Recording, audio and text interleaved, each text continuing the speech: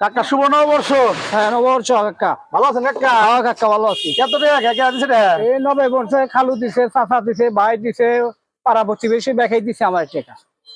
আমারে না কাকা আব্বা 2টা টাকা দিছিল, একটা শ্যাম্পু কিনাই না মাথায় নিয়েছিলাম, এই আর কি। আপনার পূর্বপুরুষের কিপটা নাকি বেশি? ও আঙ্গু বংশ ব্যক্তি গিফট কাকারা মামারা দেয় মানছে। কেউই একটা টাকা দেয় নাই। আদত মামা একজন মানুষ, সেও টাকা দেয় নাই কে। আমার চাচারা আসলে গিফটে, মামারা আসলে গিফটে। তো আপনার বংশের লোক ভালো, খুব দানবীর, বুঝছেন? তো আপনি তো হ্যাগো মতো হয়েছেন। তো যাই হোক, আপনার কাছে যদি কেউ চায় আপনি তো না করবেন না, কারণ হ্যাগোই বংশের নাতিপুতি আপনি। আপনি হ্যাগো মতোই তো হবেন। ধরেন এখন যদি আমি আপনার কাছে 2000 টাকা চাই, আপনি কিন্তু না করবেন না, কি করবেন?